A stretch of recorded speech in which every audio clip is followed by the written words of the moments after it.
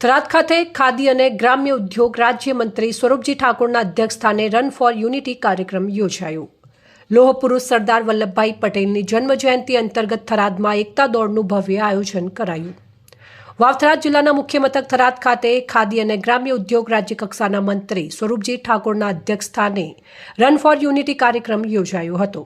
જિલ્લા વહીવટી તંત્ર દ્વારા થરાદ ખાતે અખંડ ભારતના શિલ્પી લોહ પુરુષ સરદાર વલ્લભભાઈ પટેલની જન્મજયંતિ અને રાષ્ટ્રીય એકતા દિવસની ઉજવણી અંતર્ગત રન ફોર યુનિટી કાર્યક્રમનું આયોજન કરાયું હતું।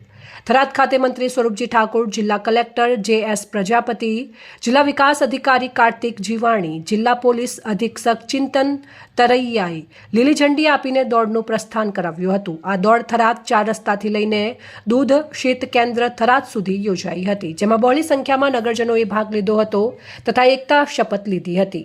આ પ્રસંગે મંત્રી સ્વરૂપજી ઠાકોરે જણાવ્યું હતું કે લોહ પુરુષ સરદાર વલ્લભભાઈ પટેલે દેશના 562 જેટલા રજવાડાઓને એકતાના સૂત્રમાં બાંધીને અખંડ ભારતનું નિર્માણ કર્યું હતું।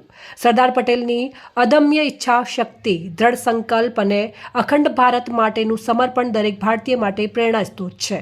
આજે રન ફોર યુનિટી જેવા કાર્યક્રમો દ્વારા યુવા પેઢીને રાષ્ટ્રીય એકતા, શાંતિ અને રાષ્ટ્રપ્રેમનો સંદેશ પહોંચાડવાનો પ્રયાસ કરાયો છે। આપણા દેશની એકતા, અખંડતા અને વિકાસ માટે દરેક નાગરિકે પોતપોતાના ક્ષેત્રમાં શ્રેષ્ઠ કાર્ય કરવાનો સંકલ્પ લેવો જોઈએ। જિલ્લા કલેક્ટર જે.એસ. પ્રજાપતિએ જણાવ્યું કે રન ફોર યુનિટી કાર્યક્રમમાં બહોળી સંખ્યામાં થરાદવાસીઓ ઉત્સાહપૂર્વક જોડાયા હતા, જે એકતા અને રાષ્ટ્રપ્રેમનો જીવંત સંદેશ આપે છે।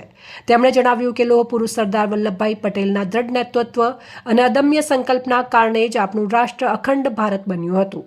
આજના યુગમાં રાષ્ટ્રની એકતા અને અખંડતાનું જતન કરવું એ દરેક નાગરિકની નૈતિક ફરજ છે। સરદાર પટેલના આદર્શોને અનુસરીને આપણે સૌએ એક ભારત શ્રેષ્ઠ ભારતના સપનાને સાકાર કરવાનું આહ્વાન કર્યું હતું। રન ફોર યુનિટી કાર્યક્રમમાં વહીવટી તંત્રના અધિકારીઓ, કર્મચારીઓ, પોલીસ સ્ટાફ, શિક્ષકગણ, રમતવીરો, ગાયત્રી સ્કૂલના વિદ્યાર્થીઓ તથા સૌ નગરજનો જોડાયા હતા। આજે સરદાર પટેલ સાહેબની 150મી જન્મજયંતિ નિમિત્તે રન ફોર યુનિટીનું આયોજન કરવામાં આવ્યું હતું। એમાં સૌ થરાદવાસીઓ ખૂબ ઉત્સાહથી ભાગ લીધો છે।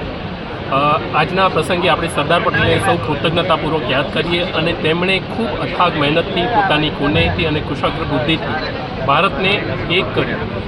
બધા જ લોકોને તે સમયે બધાને સાથે બેસાડીને એક ભારતના નિર્માણ માટે બધાને કન્વિન્સ કર્યા અને આજે એક ભારત જે આપણે જોઈ શકીએ છીએ તે ફક્ત અને ફક્ત સરદાર પટેલ સાહેબની મહેનત છે। સરદાર પટેલ સાહેબ એક મક્કમ મનોબળનું એક આપણા માટે પ્રતીક છે। આપણે સૌએ પણ મક્કમતા ડેવલપ કરવી પડશે અને મક્કમતાથી જો આપણે દેશના વિકાસમાં લાગીશું તો આપણે એક શ્રેષ્ઠ ભારતનું નિર્માણ કરી શકીશું। સરદાર પટેલ સાહેબે એક ભારતનું નિર્માણ કર્યું છે। આપણે સૌએ સાથે મળીને શ્રેષ્ઠ ભારતનું નિર્માણ કરવાનું છે। મારી સૌ નાગરિકોને અપીલ છે કે આપણે જલ વ્યવસ્થાપનમાં, સફાઈમાં અને વ્યસન મુક્તિમાં આપણે ખૂબ મહેનત કરીએ। મક્કમતાના મક્કમ મનના આપણે સૌને દર્શન કરાવીએ અને શ્રેષ્ઠ ભારતનું આપણે નિર્માણ કરીએ। અહેવાલ જીતુ બારોટ, સંબંધ ભારત ન્યૂઝ, થરાદ।